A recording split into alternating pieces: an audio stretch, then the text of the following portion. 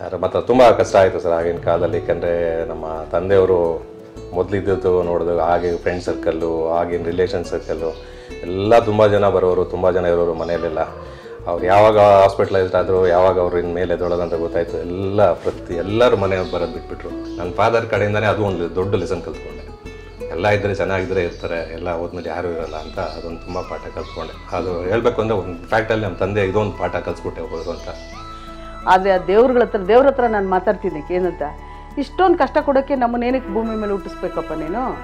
ಎಂತೆಂಥವ್ರನ್ನ ಮೋಸ ಮಾಡೋರನ್ನ, ತಲೆ ಹೊಡಿಯೋರನ್ನ, ಇವ್ರನ್ನ ಎಲ್ಲರನ್ನೂ ಚೆನ್ನಾಗಿಟ್ಟಿರ್ತೀಯ, ಕುಡುಕರನ್ನ ಮೋಸಕಾರನ್ನೆಲ್ಲ ಚೆನ್ನಾಗಿಟ್ಟಿರ್ತೀಯ, ನಮ್ಮಂಥ ನಿಯತ್ತಾಗಿರೋರನ್ನ ಚೆನ್ನಾಗಿದೆ. ಆದರೆ ನಿನಗೆ ಪ್ರೀತಿ ತಾನೇ ನಮ್ಮನ್ನು ಪರೀಕ್ಷೆ ಮಾಡೋದು. ಆಯಿತು, ನಿನ್ನ ದಯೆ ಇರೋದ್ರಿಂದ, ನಿನ್ನ ಪ್ರೀತಿ ಇರೋದ್ರಿಂದ ನಾವು ಎಷ್ಟು ಕಷ್ಟ ಬೇಕಾದ್ರೆ ನಾನು ಅನುಭವಿಸ್ತೀನಿ. ರಾಘವೇಂದ್ರ ಪಿಕ್ಚರ್ಗಳೆಲ್ಲ ನೋಡ್ತಾ ಇದ್ದಾಗ ಮಂತ್ರ ಹಿಂಗೆ ಮಾಡಿದ್ರೆ ಬದುಕ್ಬಿಡ್ತಾರೆ, ಹಂಗೆ ಹಿಂಗೆ ಇದೆ. ನಮ್ಗೆ ಆ ಥರ ಮಂತ್ರಗಿಂತ ಎಲ್ಲ ಬೇಡ, ಬದುಕಕ್ಕೆ ಒಂದು ಧೈರ್ಯ ಕೊಡು, ದಾರಿ ಕೊಡು, ನಮಗೆ ದಾರಿ ದೀಪ ಆಗು ನೀನು.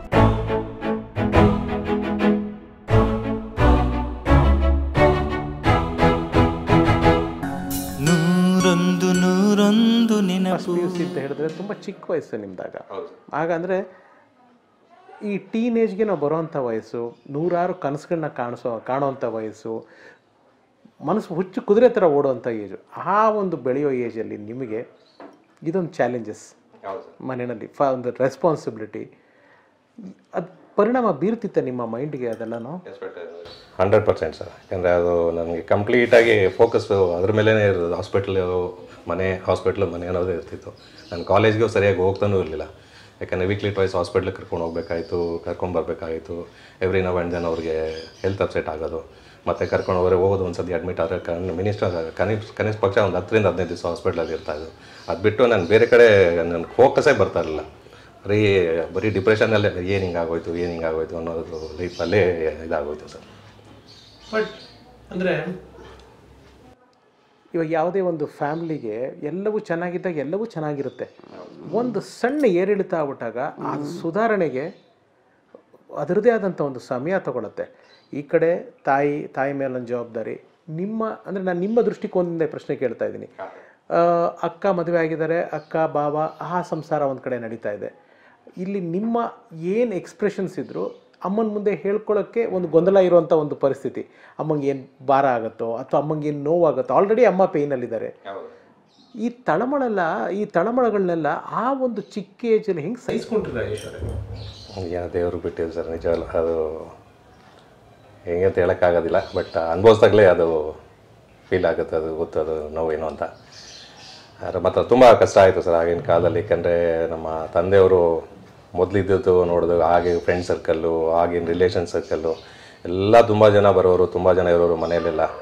ಅವ್ರು ಯಾವಾಗ ಹಾಸ್ಪಿಟ್ಲೈಸ್ಡ್ ಆದರು, ಯಾವಾಗ ಅವ್ರು ಇನ್ಮೇಲೆ ಎದ್ದೊಳೋದಂತ ಗೊತ್ತಾಯಿತು, ಎಲ್ಲರೂ ಮನೆಯವ್ರು ಬರೋದು ಬಿಟ್ಬಿಟ್ರು. ಅದು ಒಂದು ನನಗೆ ತುಂಬ ಆಘಾತ ಆಯಿತು. ಅವತ್ತಿಂದ ಇವತ್ತವರೆಗೂ ನಾವು ಯಾವ ಒಂದು ರಿಲೇಟಿವ್ಸ್ ಮನೆಗಾಗಲಿ, ಯಾರ ಮನೆಗಾಗಲಿ ನಾನು ಇವತ್ತವರೆಗೂ ನಾನು ಕಾಲಿಡೋಕ್ಕೆ ಹೋಗೋದಿಲ್ಲ. ಏನಾದ್ರು ಅಕೇಶನ್ ಫಂಕ್ಷನ್ ಅದೆಲ್ಲ ಸಿಕ್ಕಿದ್ರೆ ಮಾತ್ರ ಮಾತಾಡ್ತೀನಿ ಅಷ್ಟೇ. ಅದು ಬೇಡ. ಅಪಾರ್ಟ್ ಫ್ರಮ್ ದಟ್ ನನ್ನ ಫಾದರ್ ಕಡೆಯಿಂದನೇ ಅದು ಒಂದು ದೊಡ್ಡ ಲೆಸನ್ ಕಲ್ತ್ಕೊಂಡೆ. ಎಲ್ಲ ಇದ್ದರೆ ಚೆನ್ನಾಗಿದ್ದರೆ ಇರ್ತಾರೆ, ಎಲ್ಲ ಹೋದ್ಮೇಲೆ ಯಾರೂ ಇರೋಲ್ಲ ಅಂತ ಅದೊಂದು ತುಂಬ ಪಾಠ ಕಲ್ತ್ಕೊಂಡೆ. ಅದು ಹೇಳಬೇಕು ಅಂದರೆ ಒಂದು ಫ್ಯಾಕ್ಟಲ್ಲಿ ನಮ್ಮ ತಂದೆ ಇದೊಂದು ಪಾಠ ಕಲಿಸ್ಬಿಟ್ಟೆ ಹೋದ್ರು ಅಂತ ಅದು ನನಗೊಂದು ಇದಾಗುತ್ತೆ, ಹೆಮ್ಮೆ ಅನಿಸುತ್ತೆ. ರಿಯಾಲಿಟಿ ತಿಳಿಸ್ಕೊಟ್ಬಿಟ್ಟು ಹೋದರು. ಅಪ್ಪ ಅಂದರೆ ಒಬ್ರೊಬ್ರು ಆಗಸ ಅಂತಾರೆ, ಅಪ್ಪ ಅಂದರೆ ಒಬ್ರೊಬ್ರು ಅರಸ ಅಂತಾರೆ, ಅಪ್ಪ ಅಂದರೆ ಒಬ್ಬೊಬ್ರು ಹೀರೋ ಅಂತಾರೆ. ಅಪ್ಪ ಅಂದರೆ ನಿಮಗೇನು? ಎಲ್ಲನೂ ಕೂಡ sir. Father is A real hero for me. ಅವರು ಇದ್ದಿದ್ದು ಇದರಲ್ಲಿ ಅವರು ಒಂಥರ ಡಿಸಿಪ್ಲಿನ್ ಪರ್ಸನ್. ಒಂದು ಬೇರೆ ಜಂಜಾಟಕ್ಕಾಗಲಿ ಅದು ಮಾಡೋಕ್ಕಾಗಲಿ ಒಂದು ಆಡಂಬರ ಜೀವನ ಅದೆಲ್ಲ ಮಾಡೋರಲ್ಲ. ಒಂದು ಸಿಂಪಲ್ ಪರ್ಸನು. ನಮಗೂ ಅದೇ ಹೇಳ್ಕೊಟ್ಟವರು, ಅದೇ ಇರೋರು. ನೀವೇನೇ ಮಾಡಿರಿ, ಏನೇ ಇಡ್ರಿ, ನಿಯತ್ತಾಗಿ ದುಡೀರಿ, ನ್ಯಾಯವಾಗಿ ಬದುಕಿ, ಅದನ್ನೇ ಹೇಳ್ತಾ ಇದ್ದೀವಿ ನಮ್ಮ ಫಾದರ್. ಯಾವತ್ತಿದ್ರು ಅವ್ರು ಅದನ್ನೇ ನಮ್ಗೆ ಇವತ್ತೂ ಅದು ಕಿವಿಲಿ ಅದೇ ಇದೆ. ಅಷ್ಟು ಹೇಳ್ಕೊಡ್ತಾ ಇದ್ದಿದ್ದು, ಇದು ಮಾಡ್ತಾಯಿದ್ದು ನಮಗೆ ಅದೊಂದು ತುಂಬ ಹೆಮ್ಮೆ ಇದೆ ಸರ್. ತೆರೆಯ ಮೇಲೆ ನಿಮ್ಮ ತಂದೆಯ ಚಿತ್ರಗಳನ್ನ, ಅವರ ಪಾತ್ರಗಳನ್ನ ನೀವು ನೋಡಿದಾಗ ಒಬ್ಬ ಮಗನಾಗಿ ಏನನ್ಸುತ್ತೆ, ಒಬ್ಬ ಚಿತ್ರ ಪ್ರೇಮಿಯಾಗಿ ಏನನ್ಸುತ್ತೆ? ತುಂಬ ಖುಷಿ ಆಗೋದು ಸರ್. ಆ ಫ್ರೇಮ್ ಹಂಚ್ಕೊತಾ ಇರೋದಲ್ಲ, ಅಷ್ಟು ಮಟ್ಟಕ್ಕೆ ಬೆಳೆದಿದ್ದಾರೆ, ಅಷ್ಟು ಮಟ್ಟಕ್ಕೆ ಇದೆ ಅಂತ ನಾವು ಕೂಡ ಅದು ಅಚೀವ್ ಮಾಡೋಕ್ಕಾಗ್ತಾಯಿಲ್ಲ. ಅವ್ರು ಆಗಿನ ಕಾಲಕ್ಕೆ ಅಷ್ಟು ಅಚೀವ್ಮೆಂಟ್ ಮಾಡಿದ್ದಾರೆ ಅಂದ್ಬಿಟ್ಟು ತುಂಬಾ ಖುಷಿ ಇದೆ, ಯಾವತ್ತಿದ್ರೂ ಖುಷಿ ಇದೆ. ನಿಮ್ಮ ಫ್ರೆಂಡ್ ಸರ್ಕಲೆಲ್ಲ ನೀವು ಹಿಂಗೆ ಆಗ್ರ ಚುಕ್ಕಣ್ಣ ಅವ್ರ ಮಗ ಅನ್ನೋದೆಲ್ಲ ಗೊತ್ತಿತ್ತಾ? ನಿಮ್ಮ ಸ್ನೇಹಿತರುಗಳ ಜೊತೆ ನಿಮ್ಮ ತಂದೆಯವ್ರು ಹೇಗಿರೋರು? ತುಂಬ ಕ್ಲೋಸ್ ಆಗಿರೋರು ಸರ್. ಯಾರೋ ಮನೆಗೆ ಬಂದರೆ ತುಂಬ ಆತ್ಮೀಯರಾಗಿ ಮಾತಾಡೋರು, ತುಂಬ ಖುಷಿಯಾಗಿ ಇದು ಮಾತಾಡೋರು. ಆದಷ್ಟು ಫ್ರೆಂಡ್ಲಿ ನೇಚರಾಗೆ ಇರೋರು. ತುಂಬ ಸ್ಟ್ರಿಕ್ಟ್ ಆ ಥರ ಇದು ಮಾಡೋರೆಲ್ಲ ಯಾವತ್ತೂ ಮಾಡಿದವರಲ್ಲ. ಅಮ್ಮ ಒಂಥರ ನಿಮ್ಮ ಫ್ಯಾಮ್ಲಿಗೆ ಒಂದು ಪವರ್ ಹೌಸ್ ಒಂದು. ಒಂದು ಶಕ್ತಿ ಕೇಂದ್ರ. ಸೊ ತಾಯಿ ಬಗ್ಗೆ ಅವ್ರು ಪಟ್ಟಿರೋ ಕಷ್ಟ ನಾ ಕಣ್ಣಾರೆ ನೋಡಿರೋದ್ರಿಂದ ಅವ್ರು ಈ ಏಜ್ಗೆ ಇಷ್ಟೆಲ್ಲ ಪಟ್ಟಿರೋದು ತುಂಬ ಖುಷಿ ಅನ್ಸುತ್ತೆ. ಅಂದರೆ ಸಾರಿ ನೋವು ಅನಿಸುತ್ತೆ. ಅವರು ಇದೆಲ್ಲ ಜಂಜಾಟಗಳಿಂದ ಬಂದು ಎಲ್ಲ ಇದು ಮಾಡ್ಕೊಂಡು ಬಂದಿದ್ದಾರೆ. ಅವರು ಇರೋದೇ ಒಂದು ದೊಡ್ಡ ಸ್ಟ್ರೆಂತ್ ನಮಗೆ. ಇವಾಗ ನಮ್ಮ ತಂದೆ ಬಿಟ್ಟಾದ್ಮೇಲೆ ನೆಕ್ಸ್ಟ್ ಅವರೇ ದೊಡ್ಡ ಸ್ಟ್ರೆಂತ್ ನಮಗೆ. ಓಕೆ, ಇನ್ನು ನಿಮ್ಮ ವೈಯಕ್ತಿಕ ಜೀವನದ ಬಗ್ಗೆ ಮಾತಾಡೋದಾದರೆ, ಯಾವಾಗ ರಾಜೇಶ್ ಅವರು ಮದುವೆ ಆಗಿದ್ದು, ಮೇಡಮ್ ಹೆಸರೇನು, ಎಲ್ಲಿಯವರು ಮೇಡಮ್ಮು? ನಾನು ಮದುವೆ ಈಗ ಒಂದು 8 ವರ್ಷ ಹಿಂದೆ ಮದುವೆ ತುಂಬ ಲೇಟ್ ಆಗಾಯಿತು. ಮದುವೆ 8 ವರ್ಷ ಹಿಂದೆ ಆಯಿತು. ಮದುವೆ 2006.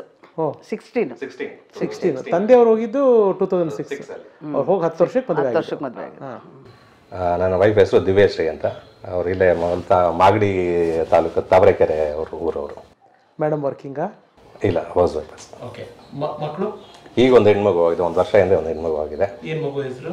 ಧೃತಿ ಅಂತ ಹೇಳಿ. ಧೃತಿ. ನೈಸ್. ಅಂದರೆ ಎಲ್ಲೋ ತಂದೆಯವರು ಮತ್ತೆ ನಿಮ್ಮ ಜೊತೆಗೆ ಬಂದಿದ್ದಾರೆ, ನಿಮ್ಮ ಮಗಳ ರೂಪದಲ್ಲಿ ನಿಮ್ಮ ತಂದೆಯವರು ಬಂದಿದ್ದಾರೆ, ನಿಮ್ಮ ಜೊತೆಗೆ ಇದ್ದಾರೆ. ಡಾಕ್ಟರ್ ರಾಜ್ಕುಮಾರ್ ಅವರು ವಿಧಿವಶರಾದಮೇಲೆ ಚಿಕ್ಕಣ್ಣ ಅವರು ತುಂಬ ಆಘಾತಕ್ಕೀಡಾದರು ಅಂತ ಕೇಳ್ಪಟ್ಟೆ. ಆ ನೆನಪುಗಳೇನಾದ್ರು ಇದ್ರೆ ತಿಳಿಸ್ತೀರಾ? ಹಾಂ ಸರ್, ಆಗಲೇ ಹೇಳ್ದಾಗೆ ನಮ್ಮ ತಂದೆಯವ್ರಿಗೆ ರಾಜ್ಕುಮಾರ್ ಸರ್ ಕಂಡ್ರೆ ತುಂಬ ಅಭಿಮಾನ, ತುಂಬ ಪ್ರೀತಿ. ಅವರು ಪ್ರತಿಯೊಂದು ಮೂವೀಸು, ಪ್ರತಿಯೊಂದು ಆ್ಯಕ್ಟಿಂಗು ತುಂಬಾ ಇಷ್ಟಪಡೋರು. ಟಿ ವಿಲಿ ಯಾವ್ದಾದ್ರು ರಾಜ್ಕುಮಾರ್ ಸರ್ ಮೂವೀಸ್ ಬಂತು ಅಂತಂದರೆ ಅವರು ಡೈಲಾಗ್ ಡೆಲಿವರಿ ಮಾಡಿಕೊಂಡು ಟಿ ವಿಲಿ ನೋಡ್ತಾ ಅವರು ಎಂಜಾಯ್ ಮಾಡ್ತಾಯಿದ್ರು. ಆರೋಗ್ಯ ಕೆಟ್ಟ ಮೇಲೆ ಅವ್ರಿಗೆ ಖಿನ್ನತೆಗೆ ಒಳಗಾದರು. ಅದಾದಮೇಲೆ ರಾಜ್ಕುಮಾರ್ ಸರ್ ಅವರು ತಿಳ್ಕೊಂಡಿದ್ದಾರೆ ಅಂತ ವಿಷಯ ಕೇಳಿ ಅವ್ರಿಗೆ ತುಂಬ ಆಘಾತ ಆಯಿತು, ತುಂಬ ನೋವಾಯಿತು. ಒಂಥರ ಡಿಪ್ರೆಷನ್ಗೆ ಒಂಥರ ಹೈ ಲೆವೆಲ್ಗೆ ಹೋದರು. ತುಂಬ ಅಳೋರು, ಒಂಥರ ಮಗು ಥರ ಒಂಥರ ಆಗೋಗ್ಬಿಟ್ರು. ರಾಜ್ಕುಮಾರ್ ಸರ್ ಅವರು ತೀರ್ಕೊಂಡಿದ್ದು ಏಪ್ರಿಲ್ 12ನೇ ತಾರೀಕು 2006ರಲ್ಲಿ. ಅದಾಗಿ ಕರೆಕ್ಟಾಗಿ ಒಂದು 10 ರಿಂದ 15 ದಿವಸದಲ್ಲಿ ನನ್ನ ಹತ್ರ ಹೇಳಿದ್ರು, ನನಗೆ ಅಣ್ಣವ್ರ ಸಮಾಧಿ ಹತ್ರ ಕರ್ಕೊಂಡು ಹೋಗು ಅಂತ ನನ್ನನ್ನು ಕೇಳಿದ್ರು. ಆಯ್ತಪ್ಪಾಜಿ, ನಾನು ಕರ್ಕೊಂಡು ಹೋಗ್ತೀನಿ ಅಂತ ಅಂದ್ಬಿಟ್ಟು ನಾನು, ನಮ್ಮ ತಾಯಿ, ತಂದೆ ನಾನು ಕರ್ಕೊಂಡು ಹೋದ್ವಿ. ಹೋಗಿ ಅಲ್ಲಿ ಸಮಾಧಿ ಹತ್ರ ನಿಂತ್ಕೊಂಡು ಸುಮ್ಮನೆ ಯೋಚನೆ ಮಾಡ್ಕೊಂಡು ನಿಂತ್ಕೊಂಡ್ರು. ಅವ್ರು ಹೇಳಿದ ಒಂದೇ ಒಂದು ಮಾತು, ಅಣ್ಣ ನನಗೆ ಜೀವ ಸಾಕಾಗೋಗ್ಬಿಟ್ಟಿದೆ, ನನಗೂ ನಿನ್ನ ಥರನೇ ಒಂದು ಸಾವು ಕೊಟ್ಬಿಡೋಣ ಅಂತ ಕೇಳ್ಕೊಂಡ್ರು. ಅಲ್ಲಿ ನಾವು ಈ ಥರ ಎಲ್ಲ ಮಾತಾಡಬೇಡಿ ಅಪ್ಪಾಜಿ, ಅಲ್ಲಿದೆ ಇದೇ ಥರ ಎಲ್ಲ ನಿಂತ್ಕೊಂಡು ಅವ್ರನ್ನ ಇನ್ನೂ ಬೇಕಾದ್ರೆ ಶಕ್ತಿ ಕೊಡಿ, ಇನ್ನೂ ಒಳ್ಳೆ ಫಿಲಮ್ಗಳು ಮಾಡುವಂಥ ಚೈತನ್ಯ ಕೊಡಿ ಅಂತ ನಾವು ಕೇಳ್ಕೊಳೋದು ಬಿಟ್ಬಿಟ್ಟು ಈ ಥರ ಎಲ್ಲ ಯಾಕೆ ಮಾತಾಡ್ತೀರಾ ಅಂತ ನಾವು ಹೇಳಿದ್ವಿ. ಮಾತಾಡಲಿಲ್ಲ, ಸುಮ್ಮನೆ ಬಂದ್ಬಿಟ್ರು. ಕರೆಕ್ಟಾಗಿ ಅವರು ತೀರ್ಕೊಂಡು ಒಂದು 20-25 ದಿವಸದಲ್ಲಿ ಅವರು ಅಂದ್ಕೊಂಡಂಗೆ ಅವರು ಹಾರ್ಟ್ ಅಟ್ಯಾಗೆ ತೀರ್ಕೊಂಡ್ರು ಸರ್. ನಮ್ಮ ತಂದೆಯವ್ರು ತೀರ್ಕೊಂಡು ಒಂದು 6 ತಿಂಗಳಲ್ಲಿ ನಮ್ಮ ಚಿಕ್ಕಪ್ಪ ಅವರು ತೀರ್ಕೊಂಡು. ಹಾಗಂತೂ ತುಂಬಾನೇ ಕಷ್ಟ ಆಯಿತು. ಹೇಗೆ ಮುಂದೆ ಜೀವನ ನಡೆಸೋದು ಅಂತ ತುಂಬ ಯೋಚನೆ ಆಗಿತ್ತು. ಸೊ ಅಂಥ ಸಂದರ್ಭದಲ್ಲಿ ನಮಗೆ ಬ್ಯಾಕ್ ಬೋನ್ ಸಪೋರ್ಟ್ ಆಗಿ ನಿಂತಿರೋದು ನಮ್ಮ ತಾಯಿಯವರ ತಮ್ಮ ಸೋಮಶೇಖರ್ ಅಂತ, ಮತ್ತೆ ನಮ್ಮ ಇಬ್ಬರು ಅಂಕಲ್ KT ಮುನಿರಾಜು ಮತ್ತೆ ಸುರೇಶ್ ಅಂತ. ಅವರು ನನಗೆ ತುಂಬ ಸಪೋರ್ಟ್ ಮಾಡಿದ್ರು, ಫೈನಾನ್ಷಿಯಲಿ, ಮಾರಲಿ, ಎಲ್ಲ ಥರದ್ದು ನನಗೆ ಹೆಲ್ಪ್ ಮಾಡಿದ್ರು. ಅವಾಗಿನಿಂದ ಹಿಡಿದು ಇವಾಗವರೆಗೂ ನನಗೆ ಏನೇ ಕಷ್ಟ ಇದ್ರು, ನಮ್ಮ ಫ್ಯಾಮಿಲಿಗೆ ಏನೇ ಒಂದು ನೀಡಿದ್ರು, ಅವ್ರ ಕಡೆಯಿಂದ ನಮಗೆ ಹೆಲ್ಪ್ ಆಗ್ತಾ ಇದೆ ಸರ್. ನಮ್ಮ ತಂದೆಯವ್ರು ತಿಳ್ಕೊಳ್ಳೋ ಹಿಂದಿನ ದಿವಸ ಸಾಯಂಕಾಲ ಒಂದು 5:30-6 ಗಂಟೆಯಲ್ಲಿ ಹೊರಗಡೆ ಕೂತಿದ್ರು. ನಾನು ಅದೇ ಟೈಮಲ್ಲಿ ಆಫೀಸಿಂದ ಬಂದು ನಾನು ಕೂತಾಗ ನಮ್ಮ ತಂದೆಯವರು ಕೇಳ್ತಾ ಇದ್ರು, ಹೇಗಿದೆ ಆಫೀಸು, ಹೆಂಗೆ ಕೆಲಸ ಎಲ್ಲ ವಿಚಾರಿಸಿದ್ರು. ನಾನು ಈ ಥರ ಎಲ್ಲ ಹೇಳಾದ್ಮೇಲೆ ಅವ್ರು ಹೇಳಿದ್ರು, ನೀನು ಏನೇ ಮಾಡಪ್ಪ, ಏನೇ ಕೆಲಸ ಮಾಡು, ನೀತಿಂದ ದುಡಿ, ಯಾವುದೇ ಕಾರಣಕ್ಕೂ ಯಾರ ಹತ್ರನೂ ಕಾಸು ಬೇಕು ಅಂತ ಯಾರ ಹತ್ರನೂ ಕೈ ಕೊಡಬೇಡ ಅಂತಂದರು. ಆಮೇಲೆ ನಿನಗಂತ ನಾನೇನು ಉಳಿಸಿಲ್ಲಪ್ಪ, ನೀನು ಏನು ಬೇಜಾರು ಮಾಡ್ಕೋಬೇಡ, ನಿನ್ನ ಹೆಸರಲ್ಲಿ ಒಂದು ಸೈಟ್ ಇತ್ತು, ಅದು ನಿಮ್ಮ ಅಕ್ಕ ಮದುವೆಗಂತ ಮಾರ್ಬಿಟ್ಟೆ, ನಿಂಗೇನು ಬೇಜಾರಿಲ್ಲ ತಾನೆ ಅಂತಂದರು.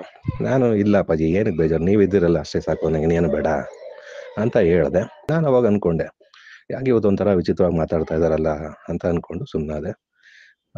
ಅದಾಗಿ ನೆಕ್ಸ್ಟ್ ದಿವಸ ಮಾರ್ನಿಂಗು 6 o'clock ಅವ್ರಿಗೆ ಹಾರ್ಟ್ ಅಟ್ಯಾಕ್ ಆಯಿತು ಸರ್. ಹಾರ್ಟ್ ಅಟ್ಯಾಕ್ ಆಗಿ ನಾವು ಅಲ್ಲಿಂದ ಹಾಸ್ಪಿಟ್ಲಿಗೆ ತೊಗೊಂಡೋದ್ವಿ. ಹಾಸ್ಪಿಟ್ಲಲ್ಲಿ ನಾನು ಸಾಯಂಕಾಲವರೆಗೂ ಇದ್ದರು. ಆಮೇಲೆ ಸಾಯಂಕಾಲ ಅಷ್ಟೊತ್ತಿಗೆ ಅವರು ಡೆತ್ ಅಂತ ಡಿಕ್ಲೇರ್ ಮಾಡಿದ್ರು ಸರ್. ಒಟ್ಟಾರೆಯಾಗಿ ಈ ರೀತಿ ಅಂದರೆ ಇಬ್ರಿಗೂ ಇದು ಸೇಮ್ ಪ್ರಶ್ನೆ. ಮೊದಲು ನಿಮ್ಗೆ ಕೇಳ್ತೀನಮ್ಮ. ಅಂದರೆ ಒಂದು ಅಂದ್ಕೊಳ್ಳದೇ ಇರೋ ಘಟನೆಗಳು ಒಂದು ಸಂಸಾರಗಳಲ್ಲಿ ನಡೆದಾಗ ಚೆಲ್ಲಾಪಿಲ್ಲಿಗಳಾಗೋ ಸಹಜ. ಅಂಥ ಸಂದರ್ಭಗಳನ್ನ ಎದುರಿಸ್ತಾ ಇರೋ ಅಥವಾ ನೋಡ್ತಾ ಇರೋ ಯಾರು ಕುಟುಂಬದಲ್ಲಿ ಈ ರೀತಿ ಘಟನೆಗಳು ನಡೆದಾಗ ಇವತ್ತು ನೀವು ಒಂದು ಧೃತಿ ಗೆಡದೇನೆ ಒಂದು ಸಂಸಾರ ಅನ್ನೋ ಒಂದು ಸಾಗರದಲ್ಲಿ ನಿಮ್ಮ ಒಂದು ದೋಣಿನ ತಂದು ಒಂದು ದಡಕ್ಕೆ ಸೇರಿಸಿದ್ದೀರಾ, ಇನ್ನು ದೋಣಿನ ಸಾಗಿಸ್ತಾ ಇದ್ದೀರಾ. ಆ ರೀತಿ ಇನ್ಸಿಡೆಂಟ್ಗಳಾದ ಕುಟುಂಬಗಳಿಗೆ ನೀವು ನಿಮ್ಮ ಈ ಒಂದು ದೋಣಿಯ ಸಾಗಿಸೋದ್ರ ಅನುಭವನ ಏನು ಹೇಳೋದಕ್ಕೆ ಇಷ್ಟಪಡ್ತೀರಾ? ಏನು ಹೇಳಬೇಕು ಅಂದರೆ ಧೈರ್ಯ ಕೆಡಬಾರ್ದು ಯಾವತ್ತೂ. ನಮ್ಮನ್ನು ಜನಗಳು ಯಾವತ್ತೂ ಮುಂದೆ ಬನ್ನಿ ಅಂತ ಯಾರು ಜನಗಳು ಕೈ ಹಿಡಿಯಲ್ಲ. ಆದರೆ ಭಗವಂತನ ನಂಬಬೇಕು, ದೈವನ ನಂಬಬೇಕು. ಯಾಕೆಂದರೆ ಹುಟ್ಟಿಸಿರೋನು ದೇವ್ರು ಭಗವಂತ, ನಮ್ಮನ್ನು ಭೂಮಿಗೆ ಬಿಟ್ಟಿರೋನವನು. ಕಷ್ಟ ಸುಖ ಬರುತ್ತೆ, ಬರಬೇಕು, ಎದೆಗುಂದಬಾರ್ದು, ಅಳಬಾರ್ದು, ಕುಗ್ಗಬಾರ್ದು. ಅವಾಗೇನು ಮಾಡಬೇಕು, ಧೈರ್ಯವಾಗಿ ಎದುರಿಸ್ಬೇಕು ಅನಿಸ್ತೀನಿ. ಯಾಕೆಂದರೆ ನಾನು ತುಂಬ ದೈವ ಭಕ್ತೆ, ದೇವ್ರನ್ನ ನಂಬೋದು ಮತ್ತು ಪೂಜೆ ಪುನಸ್ಕಾರ ಮಾಡೋದು ಇವತ್ತೂ ನನಗೆ ದೇವ್ರ ಪೂಜೆ ಇನ್ನೊಂದು ಮತ್ತೊಂದು ಇಷ್ಟ. ಆದರೆ ಆ ದೇವ್ರ ಹತ್ರ ನಾನು ಮಾತಾಡ್ತೀನಿ ಏನಂತ, ಇಷ್ಟೊಂದು ಕಷ್ಟ ಕೊಡೋಕ್ಕೆ ನಮ್ಮನ್ನೇನಕ್ಕೆ ಭೂಮಿ ಮೇಲೆ ಹುಟ್ಟಿಸ್ಬೇಕಪ್ಪ ನೀನು? ಎಂತೆಂಥವ್ರನ್ನ ಮೋಸ ಮಾಡೋರನ್ನ, ತಲೆ ಹೊಡಿಯೋರನ್ನ, ಇವ್ರನ್ನ ಎಲ್ಲರನ್ನೂ ಚೆನ್ನಾಗಿಟ್ಟಿರ್ತೀಯ, ಕುಡುಕರನ್ನ ಮೋಸಕಾರನ್ನೆಲ್ಲ ಚೆನ್ನಾಗಿಟ್ಟಿರ್ತೀಯ, ನಮ್ಮಂಥ ನಿಯತ್ತಾಗಿರೋರನ್ನ ಚೆನ್ನಾಗಿದೆ. ಆದರೆ ನಿನಗೆ ಪ್ರೀತಿ ತಾನೇ ನಮ್ಮನ್ನು ಪರೀಕ್ಷೆ ಮಾಡೋದು. ಆಯಿತು, ನಿನ್ನ ದಯೆ ಇರೋದ್ರಿಂದ, ನಿನ್ನ ಪ್ರೀತಿ ಇರೋದ್ರಿಂದ ನಾವು ಎಷ್ಟು ಕಷ್ಟ ಬೇಕಾದ್ರೆ ನಾನು ಅನುಭವಿಸ್ತೀನಿ. ನಾನು ಜಾಸ್ತಿ ರಾಘವೇಂದ್ರ ಭಕ್ತೆ, ರಾಘವೇಂದ್ರನ ಕೇಳ್ತಿದ್ದೆ ನಾನು. ರಾಘವೇಂದ್ರ ಪಿಕ್ಚರ್ಗಳೆಲ್ಲ ನೋಡ್ತಾ ಇದ್ದಾಗ ಮಂತ್ರ ಹಿಂಗೆ ಮಾಡಿದ್ರೆ ಬದುಕ್ಬಿಡ್ತಾರೆ, ಹಂಗೆ ಹಿಂಗೆ ಇದೆ. ನಮ್ಗೆ ಆ ಥರ ಮಂತ್ರಗಿಂತ ಎಲ್ಲ ಬೇಡ, ಬದುಕಕ್ಕೆ ಒಂದು ಧೈರ್ಯ ಕೊಡು, ದಾರಿ ಕೊಡು, ನಮಗೆ ದಾರಿ ದೀಪ ಆಗು ನೀನು. ಕಷ್ಟ ಕೊಡೋ ನೀನೇ, ಕಷ್ಟ ಕೊಡಬೇಡ ಅಂತ ಹೇಳಲ್ಲ, ಆದರೆ ಆ ಕಷ್ಟನ ತಡೆಯೋ ಶಕ್ತಿನೂ ನೀನೇ ಕೊಡಬೇಕು. ಯಾಕೆಂದರೆ ನಾವು ಮಾಡಿರೋ ಪಾಪ ಕರ್ಮಗಳು ಅದೇ ಮುಖಾಂತರನೇ ಬರೋದು. ನಮ್ಮ ಕರ್ಮ ಅನುಭವಿಸ್ಬೇಕು. ಇವತ್ತು ನಾವೇನು ಕಾಯಿಲೆ ಕಷ್ಟದ್ದು ಅನುಭವಿಸ್ತೀವಿ, ಯಾಕೆಂದರೆ ನಮ್ದು ಅದ್ರಲ್ಲಿ ಪಾರ್ಟ್ ಇದೆ ನಮ್ಮದು. ಆ ಪಾರ್ಟನ್ನು ಮಾಡಬೇಕು, ಅದನ್ನು ನಾನು ಅನುಭವಿಸೋಕ್ಕೆ ಶಕ್ತಿ ನೀನು ಕೊಡಬೇಕು, ದಾರಿ ದೀಪ ನೀನೇ ಆಗಬೇಕು. ಅದನ್ನು ನಾನು ಇದು ಮಾಡ್ತೀನಿ, ದೇವ್ರಿಗೆ ಹತ್ರ ಕೇಳ್ಕೊತೀನಿ, ರಾಘವೇಂದ್ರನ ಕೇಳ್ಕೊತೀನಿ, ಆ ಸೃಷ್ಟಿಕರ್ತನ ಕೇಳ್ಕೊತೀನಿ. ಇವತ್ತು ನಾನು ಇಲ್ಲಿ ಕುತ್ಕೋಬೇಕಾದ್ರೆ ಭಗವಂತನ ನೆನೆಸ್ದೆ, ಭಗವಂತ ನನ್ನ ಕಣ್ಣಲ್ಲಿ ಒಂದು ಸ್ವಲ್ಪ ನೀರು ಬರಬಾರ್ದು, ಇದು ಮಾಡಬಾರ್ದು. ನೀವು ಬಂದ ತಕ್ಷಣ ನನಗೆ ಕಣ್ಣಲ್ಲಿ ನೀರು ತುಂಬ್ಕೊಂತು, ಮುಖ ನೋಡಿದೆ, ಹಳೆದೆಲ್ಲ ನೆನಪರುತ್ತಲ್ಲ ನನಗೆ ಅಂತ ಅಂದ್ಕೊಂಡೆ. ಮೊನ್ನೆ ಕೂಡ ಅದೇ ಅಂದ್ಕೊಂಡೆ, ಇದೆಲ್ಲ ಹಳೆದೆಲ್ಲ ನಮ್ಮ ಆಶಾ ಹತ್ರ ಅದೇ ಹೇಳಿದೆ, ಅಪ್ಪಾಜಿ ನಾನು ನೆನೆಸ್ಕೊಳ್ಳೋಕ್ಕೆ ಇಂಟ್ರೂವ್ ಮಾಡೋಕ್ಕೆ ನಂಗೆ ಸ್ವಲ್ಪನೂ ಇಷ್ಟ ಇಲ್ಲ ಕಣಮ್ಮ, ನಾನು ಹಳೆದೆಲ್ಲ ಮುಚ್ಚಾಕ್ಬಿಟ್ಟಿದ್ದೀನಿ, ತಿರ್ಗಾ ಅದನ್ನು ನಾನು ನೆನಪು ಮಾಡ್ಕೊಳ್ಳೋಕ್ಕೆ ನಂಗೆ ಇಷ್ಟ ಆಗಲ್ಲ, ನನಗೆ ಸುಮ್ಮನೆ ಅದು ಆ ಕಷ್ಟದ ಕಡಲಿಗೆ ನಾನು ಹೋಗೋಕ್ಕೆ ನಂಗೆ ಇಷ್ಟ ಆಗಲ್ಲ, ಇರಲಿ ಅಲ್ಲ ಅಂತ ಅಂದ್ಕೊಂಡೆ. ಯಾಕೆಂದರೆ ಅದು ನಿಮ್ಮ ಕೆಲಸ, ಅದು ನೀವು ಮಾಡೋಕ್ಕೆ ಇಂಟ್ರೆಸ್ಟ್, ನೀವು ಪ್ರೀತಿ ಪಟ್ಟು ಇವ್ರನ್ನ ಪರಿಚಯ ಮಾಡಬೇಕು. ಯಾಕೆ ಇವಾಗ ನಾನು ಅದಕ್ಕೆ ಹೇಳ್ತೀನಿ, ಕೆಲವೊಂದು ಕೆಲವ್ರು ನೋಡಿ ಮದೇವಪ್ಪ ಏನಾದರೂ, ಇವರೆಲ್ಲ ರಾಜ್ಕುಮಾರ್ ಪಿಕ್ಚರಲ್ಲಿ ಎಷ್ಟೊಂದು ಅವ್ರು ಸತ್ರು ಕೆಟ್ಟರು ಅಂತ ಒಂದು ಇದು ಗೊತ್ತಿಲ್ವಲ್ಲ ಅಂತ. ನಮ್ಮ ಥರನೇ ನನ್ನ ಮನೆಯವ್ರನ್ನ ಪ್ರೀತಿಸುವಂಥ ಕುಟುಂಬಗಳು ಬೇಕಾದಷ್ಟು ಜನ ಇದ್ದಾರೆ. ಅವ್ರುಗಳಿಗೆಲ್ಲ ಒಂದು ನಿರಾಸೆ ಆಗ್ಬಾರ್ದಲ್ವಾ ಆ ಒಂದು ಇವಾಗ ನೋಡ್ರಿ, ನಿಮ್ಮ ಮುಖಾಂತರ ಇವಾಗ ನಾವು ಯಾರು ಪರಿಚಯದವರೆಲ್ಲ, ಗೊತ್ತಿಲ್ಲ, ಗುರಿ ಇಲ್ಲ, ಅವರೆಲ್ಲ ಅಣ್ಣವರು ಚಿಕ್ಕಣ್ಣವರು ಅಂದರೆ ಎಷ್ಟು ಪ್ರೀತಿ, ಎಷ್ಟು ಮಾತಾಡಿದ್ರಲ್ಲ, ನಮ್ಮ ರಿಲೇಷನ್ಸ್ ಇರ್ಬೋದು, ಇಲ್ಲ ನೆಂಟ್ರು ಇರ್ಬೋದು, ಫ್ರೆಂಡ್ಶಿಪ್ ಇರ್ಬೋದು, ಎಲ್ಲಿ ಪ್ರತಿಯೊಂದು. ಮತ್ತು ನಮ್ಮ ಗುಲ್ಬರ್ಗ, ರಾಯಚೂರು, ಬೀದರು, ರಾಣಿಬೆನ್ನೂರು ಅವ್ರ ಮನೆಗಳಿಗೆಲ್ಲ ಹೋಗ್ತಿದ್ವಿ, ಕುಟುಂಬದಲ್ಲಿ ನಾವು ಹೋಗ್ತಿದ್ವಿ. ಅವರೆಲ್ಲ ಎಷ್ಟು ನಮ್ಮನೆ 1 ದಿವಸ 2 ದಿವಸ ಇಟ್ಕೊಂಡು ನಮ್ಮನ್ನೆಲ್ಲ ಪ್ರೀತಿ ಪಟ್ಟು ಮಾಡಿಕೊಳ್ಳೋದು. ಇವತ್ತಿನ ದಿವಸ ಅವ್ರುಗಳಿಗೆಲ್ಲ ಒಂದು ಇದು ಸಿಕ್ಕುತ್ತೆ. ಇವಾಗ TV ಯೂಟ್ಯೂಬ್ ನೋಡಿದವ್ರಿಗೆ, ಹೌದಪ್ಪ ಹಿಂಗೆಲ್ಲ ಇದೆ, ಅಕ್ಕವ್ರು ಇದ್ದಾರೆ, ಮಾತಾಡ್ತಿದ್ದಾರೆ, ಅವರ ಅಮ್ಮ ಚಿಕ್ಕಣ್ಣವ್ರ ಮಿಸ್ಸಸ್ ಅವರೋ ಇಲ್ವೋ, ಏನಾದರೂ ಏನೋ ಒಂದು ಕ್ವಶನ್ ಇರ್ತದೆ ಮಕ್ಳೇನ್ಗವರು. ಇವಾಗ ಏನಾಗ್ಬಿಡುತ್ತೆ, ಎಷ್ಟೋ ಜನಕ್ಕೆ ಅವ್ರು ಇಲ್ಲ ಅನ್ನೋದೇ ಗೊತ್ತಿರಲ್ಲ. ಕೆಲವ್ರು ಗೊತ್ತಿರೋರ್ಗೆ ಅವ್ರ ಕುಟುಂಬ ಏನಾಗಿದೆ ಅನ್ನೋದು ಗೊತ್ತಿಲ್ಲ. ಯಾಕಂದ್ರೆ ಆಲ್ ಓವರ್ ಡಿಸ್ಟ್ರಿಕ್ಟು ಅವರು ಆಗ್ರೋದಲ್ಲಿ ಕೆಲಸ ಮಾಡ್ತಿದ್ರಲ್ವಾ, ಹಂಗೆ. ಯಾಕೆಂದ್ರೆ ವಯಸ್ಸಾಗಿರೋರೆಲ್ಲ ಇದ್ದಾರೆ ಇನ್ನು, ಅವ್ರಿಗನ್ಸುತ್ತೆ ನಾವು ಚಿಕ್ಕಣ್ಣವ್ರ ಮನೇಲಿ ಕೆಲಸ ಮಾಡ್ತಾ ಇದ್ದಾಗ ಬಂದಿಗೆಲ್ಲ ಮೀಟಿಂಗ್ಗಳಿಗೆಲ್ಲ ಬರೋರು.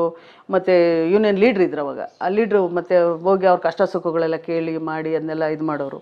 ಅವಾಗ ಅವ್ರಿಗೆ ಅನಿಸುತ್ತೆ, ಹೌದಪ್ಪ ಹಿಂಗೊಂದು ಅಣ್ಣವ್ರು ಮಿಸ್ಸಸ್ ಹಿಂಗೆ ಮಾತಾಡ್ಸಿದ್ದಾರೆ.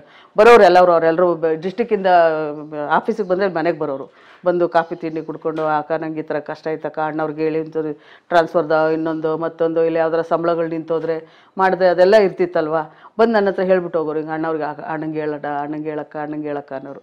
ಸರಿ ಅಂತ ಅಂದ್ಬಿಟ್ಟು ಆ ಥರ ಕಷ್ಟ ಸುಖಗಳನ್ನೆಲ್ಲ ಹಂಚ್ಕೊಳ್ಳೋರು ಬಂದವರು, ಆಫೀಸ್ಗಳಿಂದ ಇದನ್ನೆಲ್ಲ ಬಂದು ನನ್ನ ಹತ್ರನೂ ಹೇಳೋರು, ಹೇಳಕ್ಕ ಅಣ್ಣಂಗೆ ಸ್ವಲ್ಪ ಮಾಡಿಸ್ಕೊಡೋಕೆ ಹೇಳಿ, ಕೆಲಸ ಮಾಡಿಸ್ಕೊಡೋಕೆ ಹೇಳಿ, ಇರ್ತಾರೆ ಟ್ರಾನ್ಸ್ಫರ್ಗಳಿದ್ದರೆ ಟ್ರಾನ್ಸ್ಫರ್ಗಳು ಮಾಡಿಸ್ಕೊಡೋಕೆ ಹೇಳಿ, ಅದೆಲ್ಲ ಹೇಳೋರು. ಆವಾಗ ನಾನು ಅದನ್ನೆಲ್ಲ ಇದು ಮಾಡಿ, ಈ ಥರ ಹೆಂಗೈತೆ ಕೊಡ್ರಿ, ನಮ್ಮ ಮನುಷ್ಯ ಅಂದರೆ ಎಲ್ರಿಗೂ ಇದ್ದಿದ್ದೆ ಅಲ್ವಾ, ಟ್ರಾನ್ಸ್ಫರ್ ಬೇರೆ ಕಡೆ ಟ್ರಾನ್ಸ್ಫರ್ ಮಾಡಿಬಿಟ್ರೆ ಅವ್ರ ಹೆಂಡ್ತಿ ಅವ್ರ ಗಂಡ ಅವ್ನ ಕಡೆ ಇರ್ತಾರೆ, ನೋವಾಗುತ್ತಲ್ವ, ಅದೆಲ್ಲ ಶಾಪೆಲ್ಲ ನಮಗೆ ತಟ್ಟುತ್ತಲ್ವ, ಅದೆಲ್ಲ ಮಾಡಿಕೊಡಿ ಅಂತ ನಾನು ಅವ್ರಿಗೆ ಹೇಳ್ತಿದ್ದೆ. ನಾನು ಅವಾಗ ಅವ್ರಿಗೆ ಮಾಡಿಕೊಡೋರು, ಅವಾಗ ಅದೆಲ್ಲ ಮಾಡಿಕೊಡೋರು. ಅವಾಗ ಮಾಡಿಕೊಟ್ಟು ಬಂದೆ. ಪಾಪ ಅವ್ರು ಟ್ರಾನ್ಸ್ಫರ್ ಆಗಿ ಬಂದಮೇಲೆ ಹೂವು ಹಣ್ಣು ತಂದು ಏನೋ ತಂದು ಬಂದು ಗೌರವ ಕೊಟ್ಬಿಟ್ಟು ಹೋಗೋರು. ಕೆಲವ್ರು ಬೇಳೋರು, ಕೆಲವ್ರು ಫೋನ್ ಮಾಡಿ ಹೇಳೋರು, ಕೆಲವ್ರು ಲೆಟ್ರ್ಗಳಿತ್ತು. ಅವಾಗ ಜಾಸ್ತಿ ಫೋನ್ಗಳು ಇರಲಿಲ್ಲ, ಅವಾಗ ಲೆಟ್ರ್ಗಳು ಬರೆಯೋರು. ಹಿಂಗೆಲ್ಲ ಹಿಂಗಾಯ್ತಕ್ಕ, ನಿಮ್ಮಿಂದ ನಮ್ಮ ಹೆಂಡತಿ ಮಕ್ಕಳು ನಾವು ಒಟ್ಟಿಗೆ ಇದ್ದೀವಕ್ಕ, ಹಿಂಗೆ ಅಂತ ಹೇಳೋರು. ಅವಾಗ ಅಷ್ಟೆಲ್ಲ ಮಾಡೋರು. ನೋಡ್ರಿ ಅಣ್ಣ ಶರೀರ ಬಿಟ್ರಂತ ನೋಡ್ರಿ ಅಂತ ಹೆಂಗಂತಂದು ಏನಾಯ್ತು ಎದ್ದು ಟಕ್ಕಂತ ಎದ್ದು TV ಹಾಕಿದ್ವಿ, ಇದು ಮಾಡಿದ್ರು. ಅವಾಗ ಒಂದು ನಮ್ಮ ಮನೆಯವರು ಹತ್ರ ನಮ್ಮ ಮೈದಾನಷ್ಟೇ ಇವರು ತುಂಬ ರಾಜ್ಕುಮಾರ್ ಭಕ್ತ, ಅಂದರೆ ಅಷ್ಟು ಭಕ್ತ, ಕನ್ನಡ ಭಕ್ತ, ರಾಜ್ಕುಮಾರ್ ಭಕ್ತ. ಅಯ್ಯಪ್ಪ